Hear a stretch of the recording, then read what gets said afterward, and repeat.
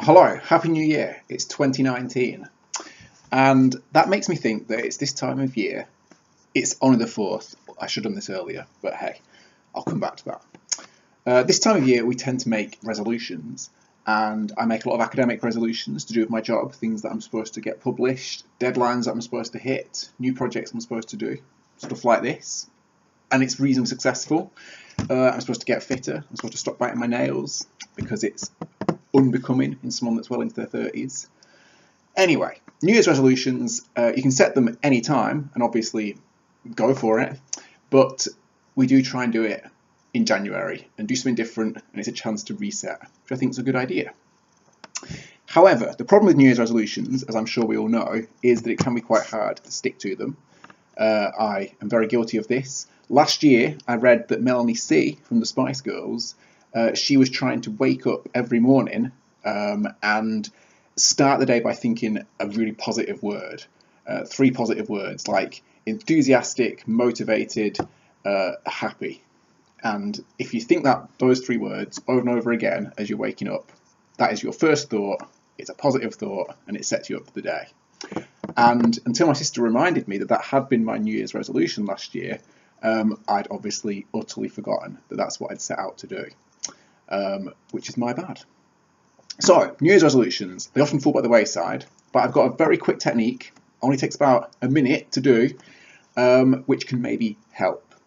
This is called mental contrasting, and it is developed by Oettingen, Pack and Schnetter. I've written it down here, from 2001, and it is in the Journal of Consumer Psychology and Personality. I'll put the link down below. And it's very interesting. So the idea of mental contrasting is a technique that we use in academia. I teach my students this, and I get them to do it. I don't know whether any of them care for it or whether they use it, but I certainly think that it might help to hit deadlines and stuff like this. They do also use it in industry as well, apparently, to help to sort of motivate and organise staff. So mental contrasting, it has 4 steps, and it's very easy to remember because it has the acronym WOOP. So this is WOOP, and if you follow WOOP, the idea is that it should make your resolutions more concrete. Number 1, W. This is wish. Nearly forgot there. This is the wish. So this is, what do you want to achieve? Wish. Great, lovely. It's nice. It's a good place to start. The idea, however, is to make this something a bit more concrete. Because obviously we have a lot of wishes, we have ideas, things that we vaguely want, stop biting our nails, but let's make it more concrete. So this is number 2, the O. Whoa. And this is the idea that you should think of an objective. You've got your vague wish, stop biting your nails. Now think about, in concrete terms, what this will mean if you actually hit this objective. So for a year, I don't bite my nails, I just trim them like an adult. I break this horrible habit.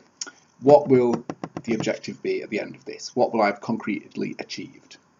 And so I can picture it in my head, try to make it concrete, that I have lovely nails. I no longer have pain in my fingers because I've always bitten my nails too short, and the quick stings.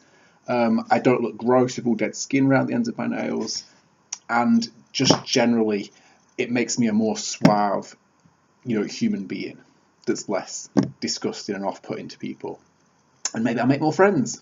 So that is step 2. Try to make it an objective. Step 3, we're up to woo. This is to think of an obstacle. Now, we all have our wishes, we all have our objectives of what we're going to achieve, but we do tend to face obstacles on that journey. And these are things which typically occur to throw us off and stop us from achieving our wish. Now, in my case, with my nails, it's a terrible example, but hey, I've stuck with this one. I was going to do being a more sustainable consumer, which is more on message, more topical, and I am trying to do that this year as my resolution. But hey. So with my nails, why do I end up biting them? I don't do it deliberately. If I'm thinking about it, I just subconsciously find that I'm doing it. I'm biting my nails, and I only realise when I've bitten them too much and it's painful, and I suddenly think, ugh, what have I just done? And I think I do it when I'm bored, when I'm nervous, I'm just very fidgety and I like to fiddle around, particularly when I'm reading. And given that my job involves loads and loads of reading, I think that's why I'm often biting my nails, and it just becomes force of habit. So the obstacle to me achieving my goal of not being gross and disgusting and having horribly painful nails all the time is that I need to break that cycle, break that habit when I'm bored, when I'm, likely to be sort of subconsciously fiddling away and picking and biting. I need to be aware, be awake. That's what I tend to do, and preempt it. So I was thinking, for instance, what I might try and do is I might try to always have something in my hand, like a pen or maybe a stress ball or something like this, when I'm reading, when I'm thinking about things, when I'm nervous, as I'm trying to prepare something for a lecture or whatever, and then I can hopefully be fiddling with my pen. I can be mashing that rather than biting my nails. So, wish, object, obstacle, plan around that. And then finally, that is the P for plan. So we're up to WOOP. I did that wrong. Anyway, wish, obstacle, object. Wish, object, obstacle, plan. Okay, I'm pretty much on track still. So the wish, stop biting my nails.